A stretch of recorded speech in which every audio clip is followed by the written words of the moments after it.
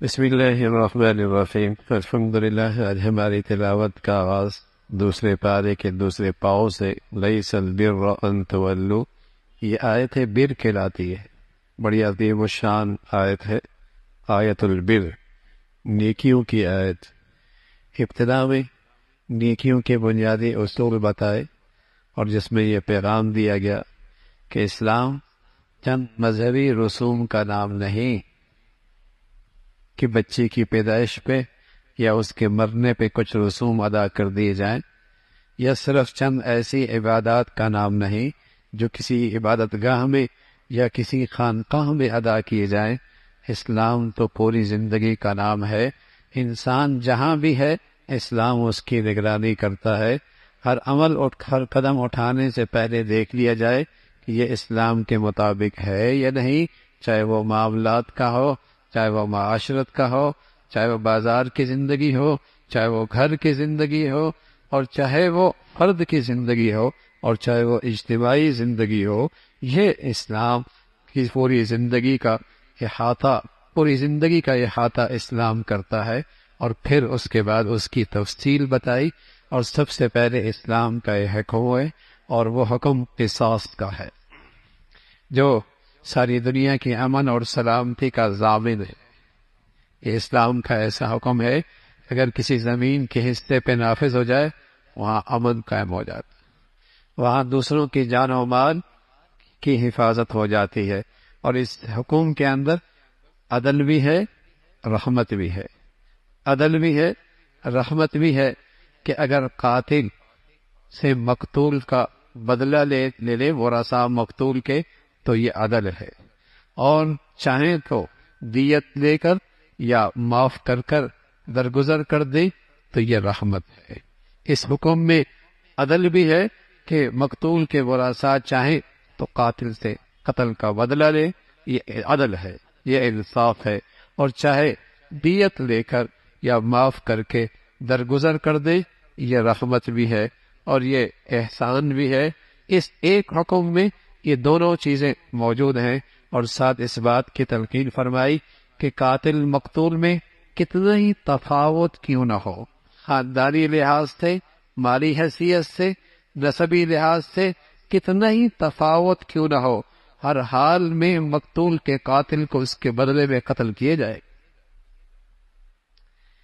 اس میں یہ نہیں کہ چونکہ قاتل بڑے خاندان کا ہے اور بڑے قبیل کا ہے اور سردار کا بیٹا ہے اور وڈیرے کی اولاد ہے اور صاحب حیثیت ہے، اور مقتول ایک چونکہ غریب تھا اس لیے کوئی حرج نہیں، اس کی جان کی کوئی قیمت نہیں، فرمایا قاتل جس درجے کا بھی ہو اسے قتل کر دیا جائے گا۔ یہ عدل ہے، اور یہ اس لیے ہے اگر قاتل کو اس بات کا یقین ہو جائے کہ اس جرم کی سزا میں بھی قتل کیا جاؤں گا تو وہ اپنی شدت غضب میں بھی جرم کرنے سے رک جائے گا، باز آ جائے گا۔ اور یہ زندگی ہے، اور یہ اسلام کا حکم زمین پر امن کا ضامن ہے، اور اس سے لوگوں کی جان و مال کی حفاظت ہے۔ لیکن بدقسمتی ہے، کفار کو تو چھوڑیے، آج مسلمانوں کے ہاں بھی اس کی فکر نہیں کہ اللہ نے اتنا بڑا شاندار زندگی کا اجتماعی امن کا نظام دیا ہے، لیکن مسلمان بھی آج اس حکم کے نفاذ میں گھبراتے بھی ہیں، پریشان بھی ہوتے ہیں اور بے فکر بھی رہ رہے ہیں۔ لیکن اس لیے تو آج دنیا میں امن اٹھ چکا ہے، اور امن اور سکون ختم ہو چلا ہے، اور ساتھ ساتھ آگے دوسرا حکم فرمایا کہ کسی کا موت کا وقت قریب ہو تو اس پہ لازم ہے وصیت کرے، اپنے مال کے بارے میں وصیت کرے۔ وراثت سے پہلے یہ وصیت کرنا فرض تھا، وراثت سے پہلے، لیکن جب وراثت کے تفصیلی احکامات آ گئے اب یہ وصیت کرنا مستحب ہو گیا۔ البتہ اگر اس پر کسی کا ذمہ داری ہے، کوئی قرض ہے اور کسی کو کچھ لین دین ہے، پھر اس کے لیے وصیت کرنا ضروری ہے۔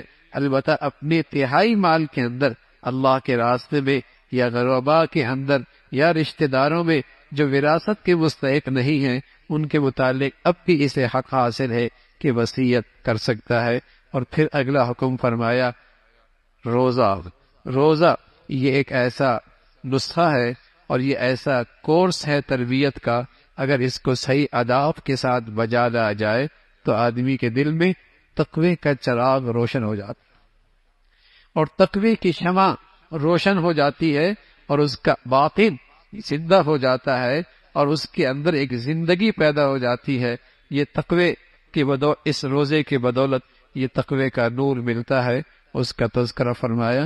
اور پھر یہ روزے اس مہینے میں فرض کیے گئے جس مہینے کی اپنی ایک شان ہے، اور اس لیے کہ اس میں قرآن مجید نازل ہوا ہے، اس کی اپنی فضیلت ہے، اور اس مہینے کی اپنی برکات ہیں، جس میں اللہ رب العزت نے یہ قرآن مجید کو اتارا ہے، اور اس بات کی طرف تلقین فرمائی کہ روزے کی راتوں میں مرد عورت اپنا وظیفہ زوجیت اور میاں بیوی کا حق ادا کر سکتے ہیں، البتہ اعتکاف میں اس وظیفہ زوجیت کی اجازت نہیں ہے، اس موقع پہ اس کی اجازت نہیں۔ پھر ساتھ تلقین فرمائی اللہ کے راستے میں قتال اور جہاد کا حکم ہے، اور جس طرح شر اور خیر اور اچھائی اور برائی ہمیشہ سے ہے، ایسی حق اور باطل کا یہ سلسلہ بھی ہمیشہ سے جاری رہے گا۔ اہل ایمان سے کہا کہ تم مستعد رہو اور تیار رہو اللہ کی دین کی خاطر اور اللہ کی دین کی حفاظت کی خاطر۔ پھر حج کے فریضے کا تذکرہ ہے کہ سال میں ایک بار سارے مسلمان حرم شریف میں اور میدان عرفات اور مقام مینا میں سارے اکٹھے ہوتے ہیں اور عملی مساوات کا اظہار کرتے ہیں۔ جو بھی کہیں سے بھی آیا لباس ایک جیسا، اور جہاں جہاں جانا ہے سب برابر کے شریک ہیں، مینا میں سب جائیں گے، عرفات میں سب جائیں گے، مزدلفہ میں سب جائیں گے، اور سب کا لباس اور وردی بھی ایک ہو۔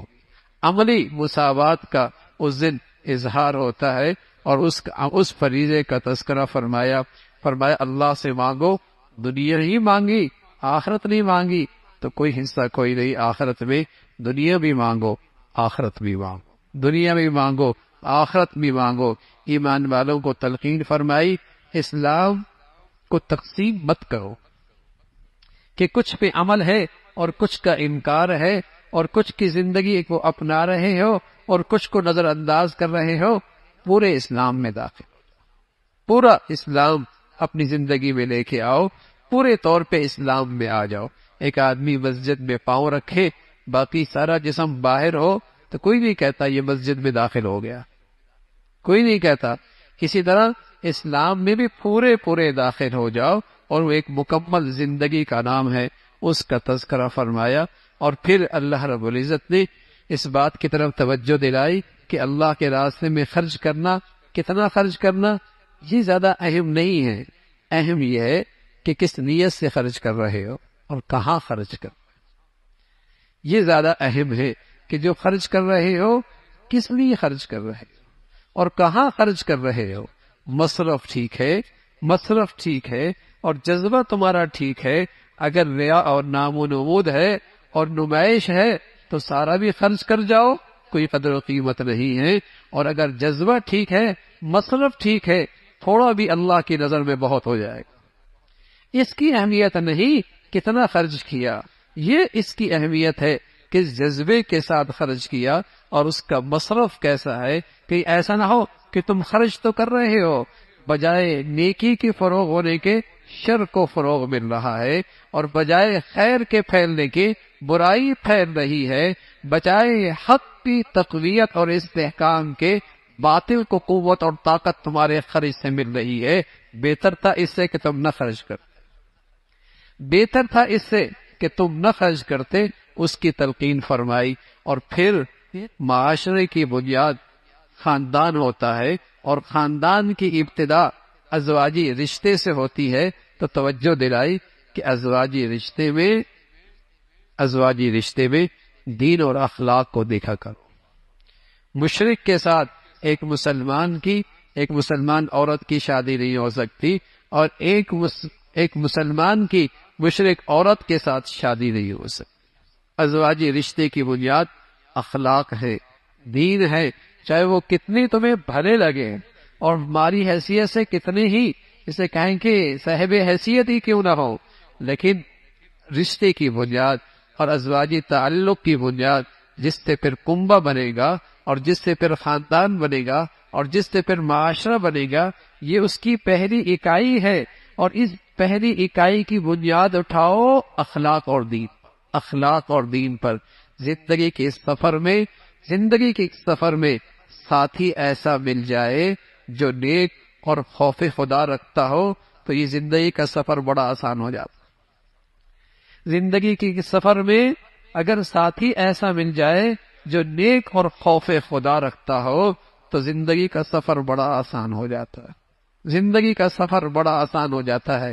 حسن بصری رحمت اللہ علیہ کی خدمت میں ایک شخص آئے، کہا بیٹیاں جوان ہیں، بڑے بڑے شہزادوں کے رشتے آ رہے ہیں اور بڑے بڑے صاحب حیثیتوں کے نکاح رشتے آ رہے ہیں، سمجھ نہیں آ رہی بیٹی کہاں دو۔ اب فرمان لگے جو اللہ سے ڈرتا ہے بیٹی وہاں دو۔ اگر مزاج مل گیا بہت اچھے طریقے سے رکھے گا، اگر مزاج نہ بھی ملا تو زیادتی اور ظلم تو نہیں کرے گا، زیادتی اور ناانصافی تو نہیں کرے گا۔ تو ازواجی زندگی کے اس سفر میں نیکی دیکھو، خوف خدا دیکھو۔ اگر سفر کا ساتھی ایسا مل جائے تو زندگی کا سفر آسان ہو جاتا ہے۔ اور پھر توجہ دلائی، عورت کے مخصوص ایام ہوتے ہیں حیض کے، اس میں ازواجی تعلق سے احتیاط کرو، اس لیے کہ ایسے جراثیم ہوتے ہیں جس سے دونوں کی صحت کے لیے خطرہ ہے، جس سے دونوں کی صحت کا خطرہ ہے۔ اگر کوئی مرد یہ قسم کھا لے کہ میں اپنی بیوی کے پاس 4 مہینے تک نہیں آؤں گا اور وہ نہیں آیا تو خود بخود ایک طلاق ہو جائے گی، خود بہت ایک طلاق ہو جائے گی۔ لیکن اگر درمیان میں آ گیا تو قسم ٹوٹ گئی، کفارہ دے دے اور میاں بیوی کا تعلق باقی رہے گا۔ پھر فرمایا طلاق بری چیز ہے، حرام ہے، اچھی چیز نہیں ہے، شریعت اسے پسند نہیں کرتی، لیکن باوجہ مجبوری کہ ایک دوسرے کی زندگی ایک دوسرے کے لیے مصیبت بنی ہوئی ہے تو شریعت نے اس کی اجازت دی ہے، لیکن ساتھ ساتھ اس کی اصلاح بھی فرمائی کہ ایسا نہیں کہ عورت کو پریشان کرنا مقصود ہو۔ طلاق 3 تک ہے، اگر 2 دے دی رجوع کر سکتے ہو، تیسری دے دی واپسی کی اب کوئی صورت نہیں ہے، لوٹنے کی اب واپسی کی کوئی صورت نہیں ہے۔ اور جب طلاق دے دی اب جو مہر دیا ہے وہ واپس نہ لو، ہاں خلا کر لیا، جب خلا کر لیا تو پھر مہر واپس لیا جا سکتا ہے، پھر مہر واپس لیا جاتا ہے۔ لیکن میاں بیوی کی اس جدائی اور تعلق میں اسلام نے بچوں کے حقوق کا تحفظ کیا ہے، بچوں کے حقوق کا تحفظ کیا ہے، اور یہ دین اسلام ہی ہے جس میں انسانیت کے ہر فرد کے حقوق کا تحفظ موجود ہے، ورنہ دنیا میں حقوق کے تحفظ کا صرف ڈھنڈورا ہے، ورنہ بوڑھے ماں باپ اولڈ ایج ہوم میں پڑے ہیں۔ کتوں کے حقوق ہیں، انسانیت کے حقوق کوئی نہیں۔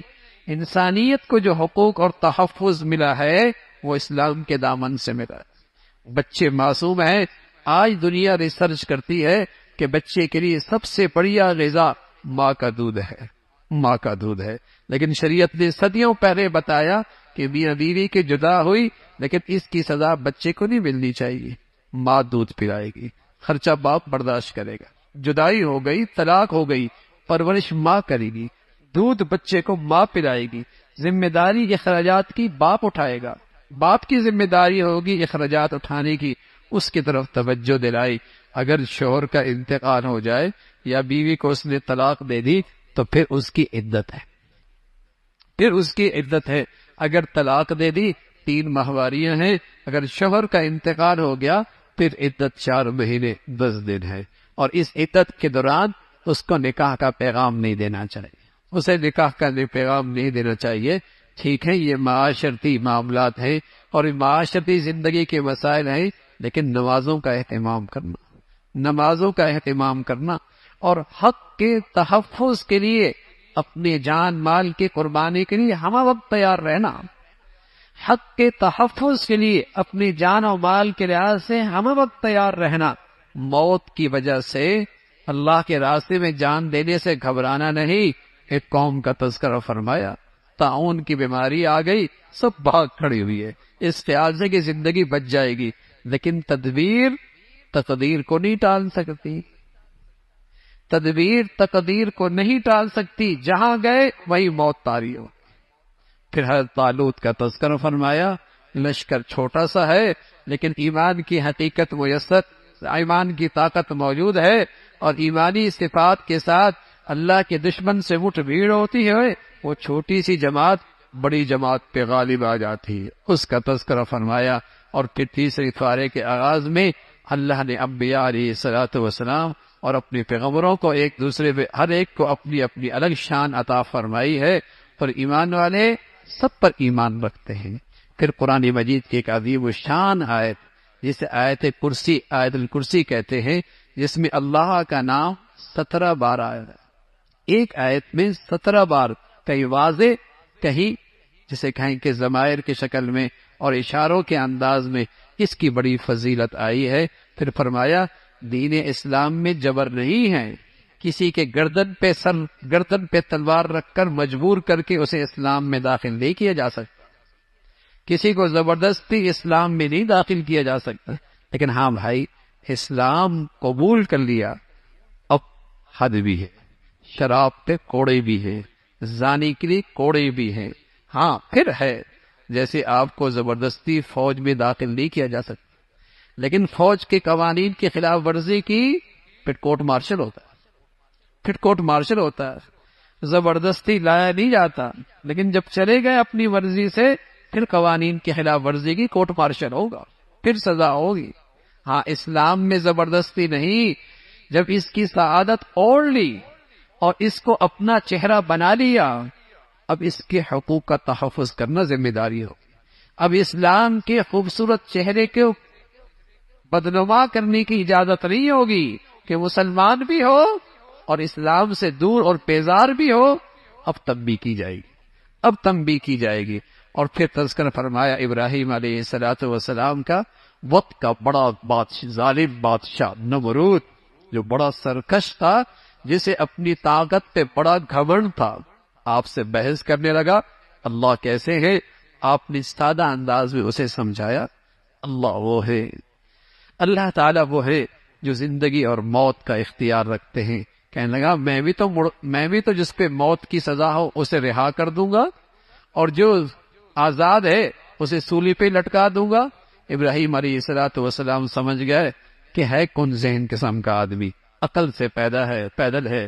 دوسرا اس کو جواب دیا، فرمایا میرا اللہ وہ ہے جو مشرق سے سورج نکالتا ہے، مغرب میں غروب کرتا ہے، اور فوحید الذی کا، اب اس سے کوئی جواب نہیں بنا۔ پھر اللہ رب العزت نے حضرت عزیر کا تذکرہ فرمایا، ایک بستی سے گڑے، خیال آیا اللہ میاں یہ بستی بنجر ہو چکی ہے اور اس کے جانب رہنے والے سبھی انتقال کر گئے ہیں، تو مردوں کو زندہ کیسے کرتا ہے؟ خیال آیا وہ منظر دیکھنا چاہتا ہوں۔ اللہ نے حضرت عزیر پر موت طاری کر 100 سال کے بعد اٹھایا، قرآن میں 100 سال کے بعد اٹھایا۔ اللہ کی شان، جس سواری پہ تھے وہ تو ہڈیاں بوسیدہ ہو گئی، اور جو کھانا تھا اللہ نے 100 سال تک اس کھانے کو سلامت رکھا۔ جو چیز جلدی خراب ہوتی ہے اللہ نے اپنی قدرت سے اسے محفوظ رکھا، جو دیر تک باقی رہتی ہے اللہ نے اس کا نام و نشان ہی ختم کر دیا، 100 سال کے بعد زندہ کیا۔ اللہ بڑی طاقتور۔ اور میرے عزیزو یہ قرآن میں کہانیاں نہیں ہیں، یہ قرآن اللہ کا تعارف کراتا ہے۔ تم بڑی بڑی طاقتوں سے متاثر ہوتے ہو اور بڑی بڑی طاقتور قوتوں سے مرعوب اور خوف زدہ رہتے ہو، اللہ سب سے بڑی قدرت والے، اور اللہ تعالیٰ آج بھی اپنی پوری طاقت اور قدرت کے ساتھ، آج بھی اپنی پوری قوت اور طاقت کے ساتھ ہیں۔ ابراہیم علیہ السلام فرمانے کے اللہ میں دیکھنا چاہتا ہوں کیسے ہوتا ہے، فرمایا پرندے لے لو اور ان کو ذبح کر دو، اور پہلے ان پرندوں کو اپنے سے مانوس کرو، اور مانوس کرنے کے بعد پھر انہیں ذبح کر دو، پھر ان کا گوشت آپس میں ملا دو، اور ملان کے بعد ایک پہاڑی پہ رکھ دو، اور پھر ان پرندوں کو بلاؤ۔ ابراہیم علیہ السلام نے ایسا ہی کیا۔ پھر کیا دیکھتے ہیں کہ وہ پرندہ، اس کے گوشت کی ہڈیاں پیدا آپس میں ملتی ہیں، گوشت ان پہ چڑھتا ہے، ان کے پر واپس آتے ہیں، ان کی روح واپس آتی ہے، اور وہ سارے پرندے ابراہیم علیہ السلام کے پاس اڑ کے آ جاتے۔ اللہ بڑی قوت والا اور بڑی طاقت والی ذات ہے۔ پھر اللہ نے اپنے راستے میں خرچ کرنے کی فضیلت بتائی، اور جو آدمی اللہ کے راستے میں اللہ کو راضی کرنے کے لیے خرچ کرتا ہے، فرمایا اس کی مثال اس کاشتکار کی طرح ہے جو ایک بیج ڈالتا ہے، اور ایک بیج سے اس کے 7 بالیاں نکلتی ہیں، اور ہر بالی کے اندر 100 دانے ہوتے ہیں۔ ایک دانے سے اس کو 100 دانے ملے، دیا اس نے ایک دانہ، ملے اسے 700 دانے۔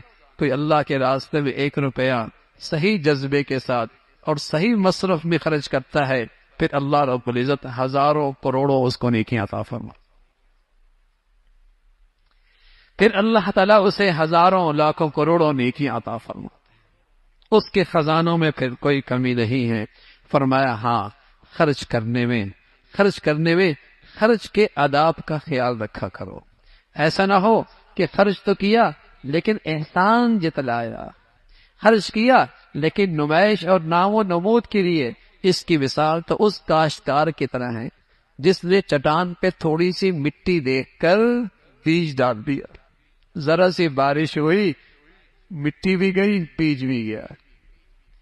چٹان پر تھوڑی سی مٹی دیکھ کر بیج ڈال دیا، بارش آئی، مٹی بھی گئی، بیج بھی ضائع ہو گیا۔ ریاکار کی مثال ایسی ہے، نیکی کر کے جتلانے والے کی مثال ایسی ہے۔ فرمایا خرچ کرو، چھپ کے کرو، علل اعلان کرو، دونوں اللہ کے ہاں قابل قبول ہیں۔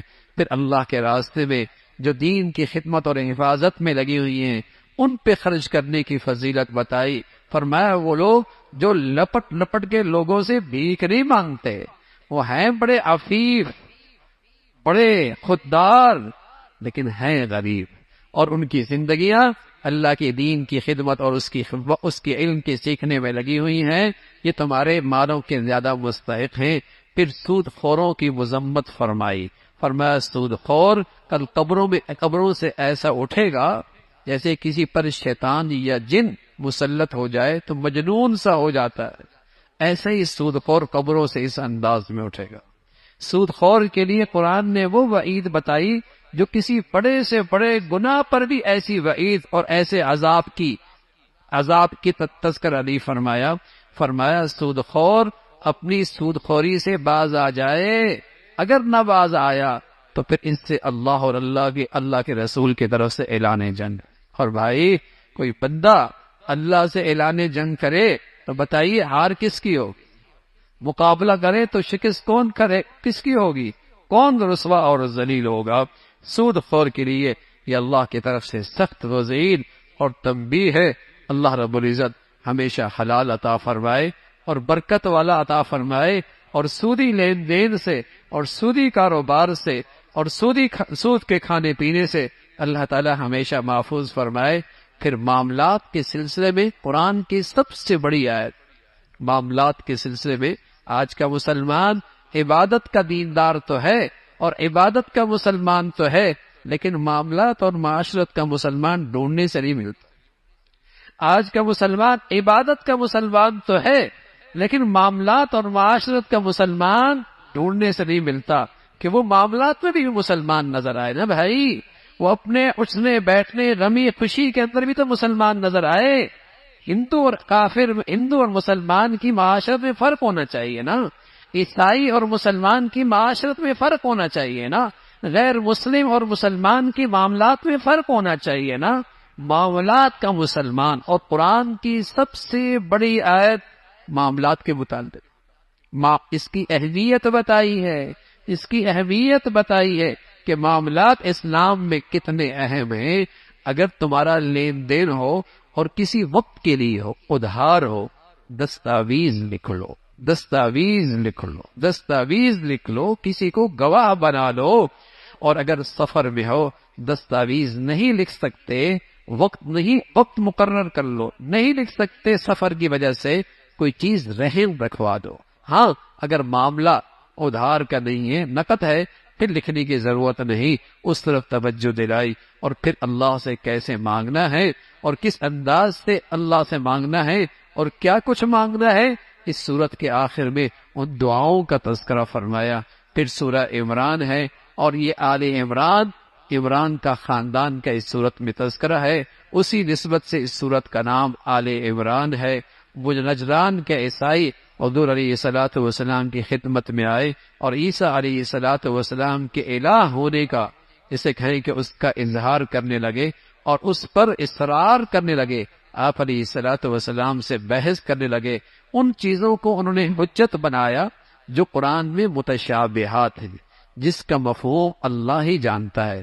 قرآن میں کچھ آیتیں محکم ہیں جن کا مفہوم بالکل واضح ہے اور احکامات کی بنیاد بھی وہی آیتیں ہیں، لیکن جن کے مزاجوں میں فتنہ ہوتا ہے وہ متشابہات بنا کر گمراہی کو پھیلاتے ہیں۔ اس کا تذکرہ فرمایا بہت ساری دنیا کی نعمتیں جو اللہ نے دے رکھی ہیں، لیکن لوگوں کے دلوں میں وہ ایسی رچ بس گئی کہ ان نعمتوں نے اسے اللہ سے غافل کر رکھا ہے، حالانکہ اللہ کے پاس جو ہے وہ اس دنیا سے بہت بہتر ہے، اور اللہ کی رضا سب سے بڑی دولت ہے، اور وہ اللہ کے نیک بندوں کے لیے ہے جو اللہ سے فریادیں کرتے ہیں، معافی مانگتے ہیں، اور خاص طور پہ سحری کے وقت اللہ تعالیٰ کے سامنے توبہ اور استغفار کرتے ہیں۔ اللہ رب العزت کو جو دین پسند ہے وہ دین اسلام پسند ہے۔